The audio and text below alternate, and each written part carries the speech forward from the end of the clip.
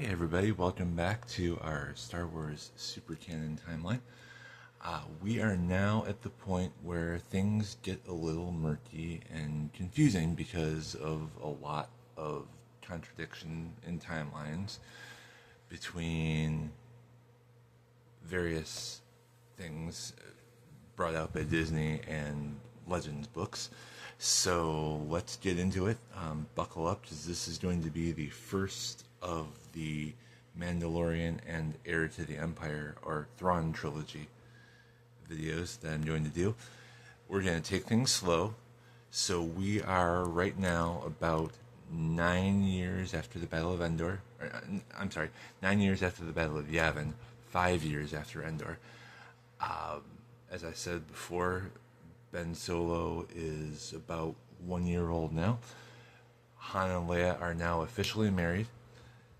Ben has been shipped off to some remote part of the galaxy to be hidden away from the forces of evil, etc., etc.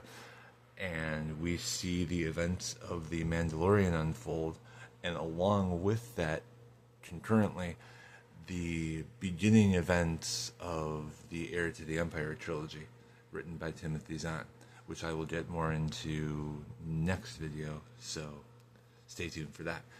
So Ben Kenobi appears to Luke at the beginning of Heir to the Empire as a Force ghost for the last time ever, and we see that he can no longer appear in the physical world because the Force, his Force power, is dwindling, and Luke is disturbed by this as he is now, as he sees it, the last of the Jedi.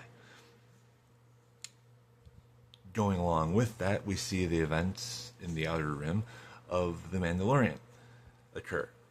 The Mandalorian finds Grogu, etc., etc. The events of seasons 1 and 2 unfold, and Din Djarin, the Mandalorian, brings Grogu to Luke Skywalker to train as a Jedi, which is where we will leave off for this week.